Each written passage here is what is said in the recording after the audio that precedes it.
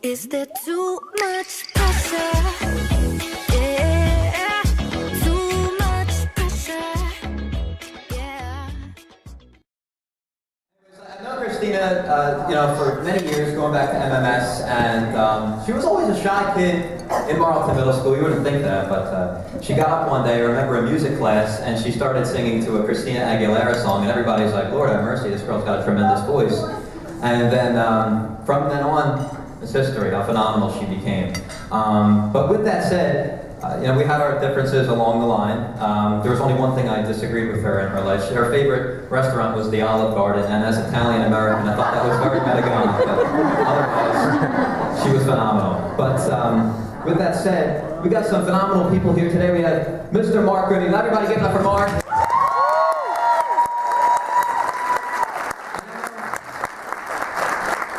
I know Mark, Christina was sitting right next to you when the Eagles won the Super Bowl about a month ago, isn't that right? Isn't that right? And Mr. Grimmie, we have Bud Grimmie. Give it up for Mr. Grimmie. And we're hoping that the process works for you in the Sixers semifinals. We'll see if that can happen as well. And the beautiful Mrs. Grimmie. Everybody give it up. So we're going to have a good time here today, everybody, with performances on tap. We're going to give some things away.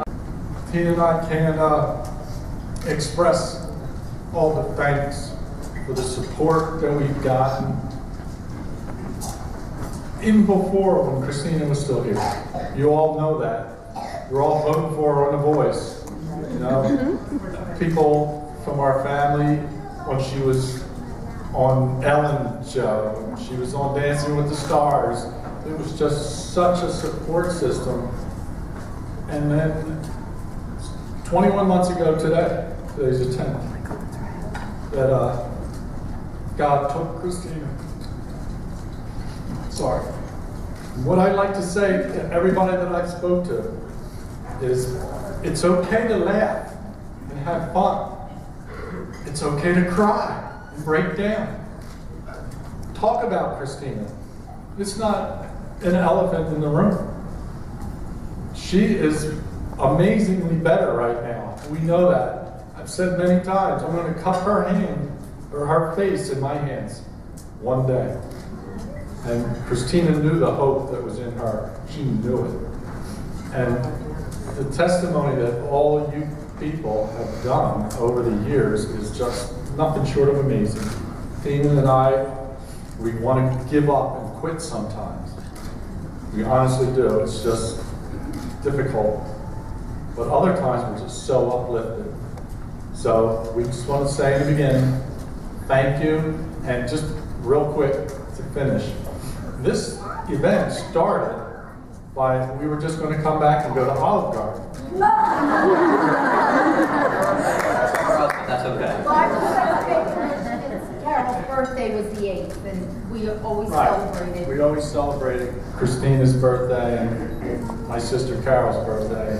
And Christina, because she liked Olive Garden so much, we met there last year on her birthday. Family and friends. It was about, 25, 30 of us. And it was just an uplifting time. Because it was quite a while that people were just, hanging your head with every thought. Yeah, we all needed that. Let's get together. There's something big going on. A lot of people, we're not the only ones that are hurt and feeling the loss. So when we decided we're coming back for the week, we thought, we had this big thing in Hollywood, which was right. It was really right. God was with us. And the voice was amazing. He got behind us. Thought, we should really have something with the people we know that supported us. This is where we lived our whole life. So we wanted to meet with everybody, like for a breakfast or a lunch or dinner. People are asking us, we're like, we can't meet with everybody. So let's put this together and look around. It's amazing. Thank you.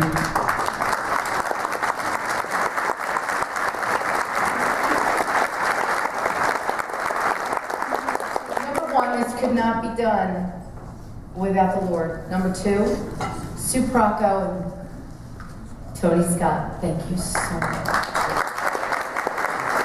Voorhees, please. Paul, Sir, Rodriguez, Mike, everybody. Fans, Team Grimmie. Team Grimmie. You keep me going. Thank you for being here. They're pity words, but in our heart, thank you for everybody that came. I want you to enjoy yourself, and just like Mr. Grimmie said, you laugh when you want to laugh, you cry when you want to cry. It's okay. We're going to do amazing things. Come on. I always like planning something to say, but then it's always, very humbling to just be in front of family and friends. And this was kind of like our homecoming. Like my parents said, this was just a plan. I don't even know how long ago it was. We were just like, hey, we're gonna every March 12th, we're just gonna come home, spend time with the family, celebrate Christina's birthday. And it just kind of turned into this, hey, we can put together a little fundraiser. And like, this is what, with everyone here, Christina's fans, friends, family, like you guys are all here for, I did make sure to make a note just so you guys know, I'll be here for the, until I get kicked out and I'll be outside. So I will talk to anyone if you want to talk. Like that's what me and Christina did every show. At the end of it, we always made sure, if there were fans, she wanted to be, it's just, and if there were friends or family, hey, we're going to stay up super late, we had a work day the next day. So just so you know, I'm sorry, I was like just really frantic before.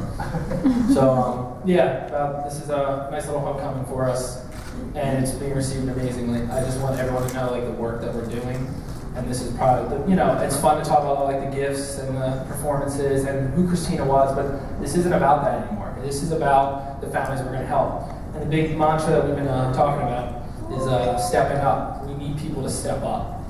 And so I just want to share a little something before I hand you over to a great friend that I just met today. A little story. So see what I'm wearing? I kind of did like a little dress down. I had over 15 people, I stopped counting, ask me what business casual was. I came here to New Jersey with two of my best friends in the world. I had Steve and Rezza and Jonathan Lamarche.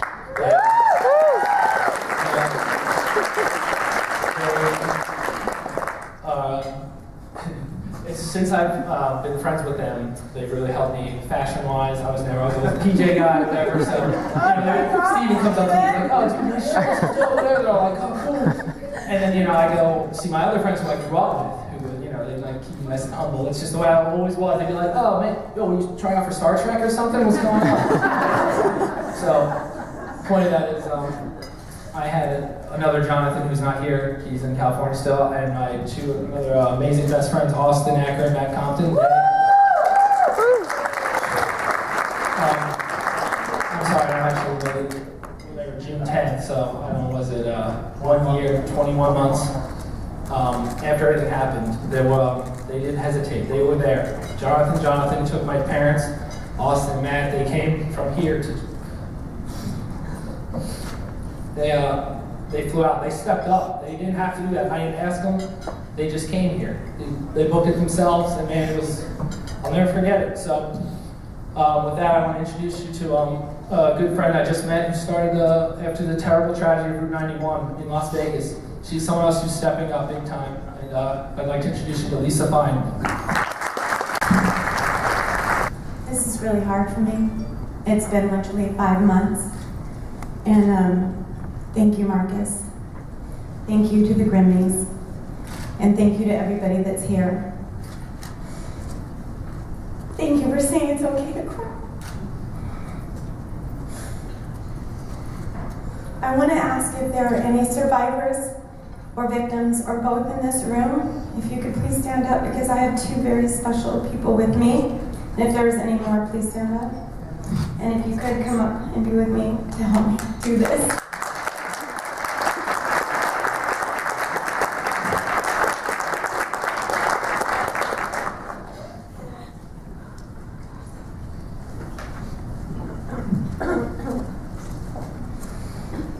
Okay. Thank you. So, I was in the first row in the Neon Lounge VIP section when bullets started raining down. There were 22,000 fans there, and I have to tell you, it was the most incredible energy I've ever felt in 3 days. I was certain that we were all going to die. I got a second chance. And I just knew I had to do something bigger with my life. And I know that these beautiful souls up here feel the same way as me. I would like to introduce you to Thomas Holgate, who is a survivor from the sad Parkland, Florida shooting.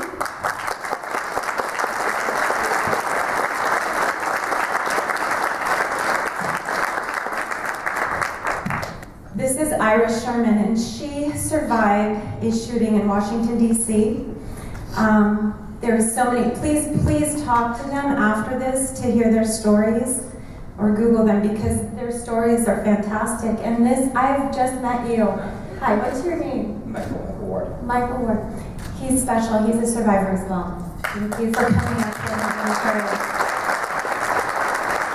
and to see all of you here supporting such an incredible cause like the Christina Grimmie Foundation gives me true hope for humanity. I know that none of us want these tragedies to continue, but sadly, they have. And they will.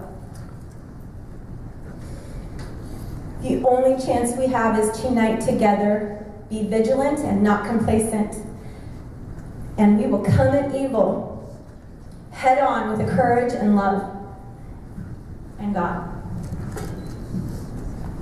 We believe in abundance and possibilities, so working together with foundations and with amazing people like Bud Tima and Marcus Grimmie and others is the best way to accomplish that. Because I suddenly found myself right in the middle of a war zone at the concert and saw the depths of darkness, but through it, I witnessed the most beautiful of what is inside people. I watched heroes step up. And you can, I'm not even going to share it right now. You can look at my story later. These heroes risked their lives for each other. There was no separation due to race, religion, or politics. If our world would be like that all the time, it would be a better place. It would be heaven on earth. Christina is in heaven right now with other angels. I always skip over this. The first year, everyone always talks about, anyone here has been through any tragedy, everyone here's lost somebody. Oh, sorry, I didn't realize there was like a thing there. Sorry. That the first, they're usually the one that they're all the hardest. Everything from, the birthdays, Christmas, Easter, Thanksgiving, all that stuff. And so we really bunkered down as a family and we got through it. And, I have a very wise person we worked with before even told me I would do interviews and be smiling and be like, yeah, we're doing this, we got, we're gonna help them. And he's like, yo, where's your anger? Where's your sadness? And I was just like, well, it's there, but I just don't like expressing it. Well, the last few months have been almost impossible for me. It's been very hard. And so it's just coming to terms that my first year was a lot better than my second one so far. But like I said, things like that's what keeps me going. It's like there's other people now like me that are really suffering, and I just want to help them. And I've been reading a lot of books lately, and I stumbled across this Polish psychiatrist. Actually, I'm sorry, psychologist. And from the 1950s, I'm just going to read what this guy wrote about him. And, it's just one of those books that doesn't cite sources, so I'm like, I'm not going to go look at all that stuff. But anyways, the title, I don't know how many people here are Sixers fans. Anybody? Sixers? Well, they said the title of this was Pain is Part of the Process. And 1950s, a Polish psychologist named Kazimierz Dabrowski studied World War II survivors and how they cope with traumatic experiences in the war. This was Poland, so things had been gruesome. These people experienced or witnessed mass starvation, bombings that turned cities to rubble, the Holocaust, torture of prisoners of war, rape and murder of family members, if not by the Nazis, a few years later by the Soviets. Dabrowski studied the survivors and noticed something both surprising and amazing, that a sizable percentage of them believed that the wartime experiences that they suffered, although painful and traumatic, had actually caused them to become better, more responsible, and yes, even happier people. Many described their lives before the war, they've been different people ungrateful, unappreciative of their loved ones, lazy, consumed by petty problems, entitled to all they've given. After the war, they felt more confident, more sure of themselves, more grateful, and unfazed by life's trivialities and petty annoyances. Now, obviously, their experience has been horrific, and these survivors weren't happy about having had that experience. Many of them still suffer from emotional scars and lashings the war left on them. But some of them had managed to leverage those scars and transform themselves in positive and powerful ways. So first off, I thought that was just amazing. Not only the Sixers reference, but just to study those kinds of people that have been through. I mean, I would say it would be worse than me. And it's not about judging and tier lists, but I mean, this is like the bulk of some of the scariest times in history, American history, and these guys. And so, anyways, I decided to look it up. This guy did a lot of studies, and it's incredible. I wrote so many notes here. I lost that. It's called the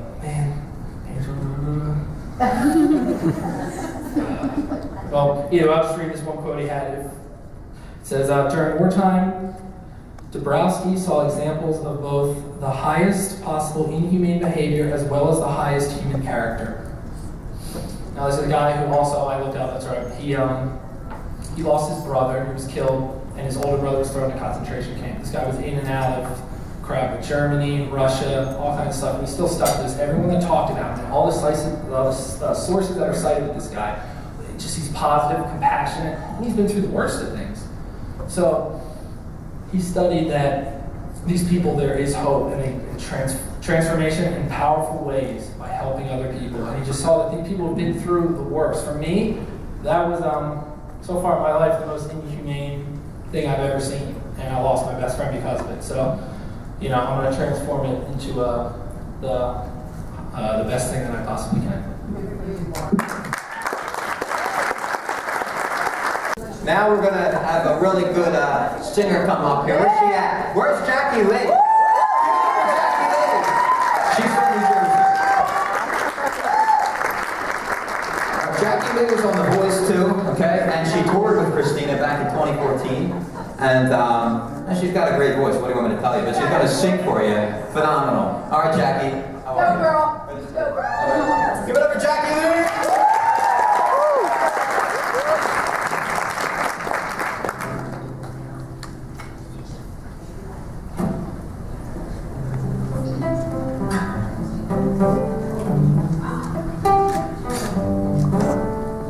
Oh, my love, can't see no light shine through.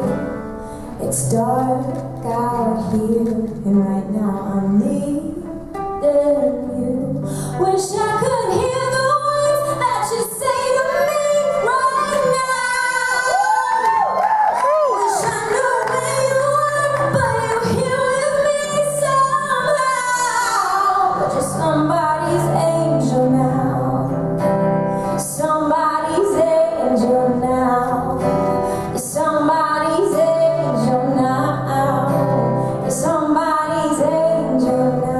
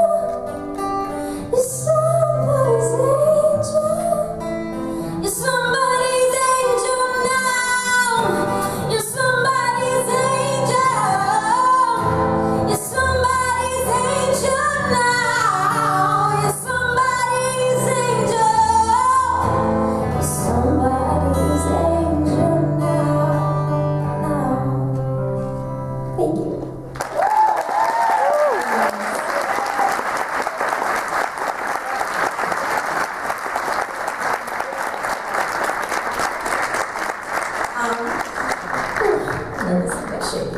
I wrote that for Christina, so I hope she likes it.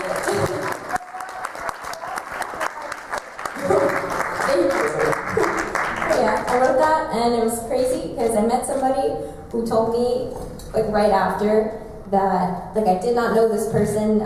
She was a stranger that I met at Starbucks, and she just walked up to me and started talking about her mother that had passed away recently, and I was like taken back, and she was like, "Yeah, it's have you ever dealt with like a loss of somebody?"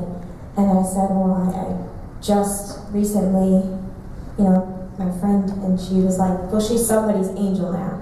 And so I feel like that was her message that she was trying to send me that I needed in that moment. So.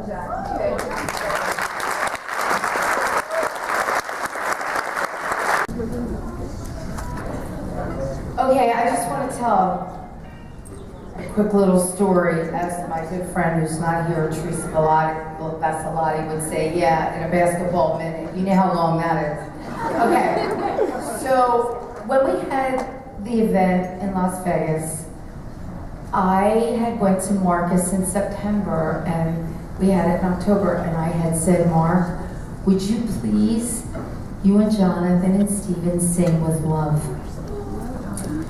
So he's doing it now. So I want to introduce to you Jonathan Lamarche, Marcus Grimmie, Steven Rezza.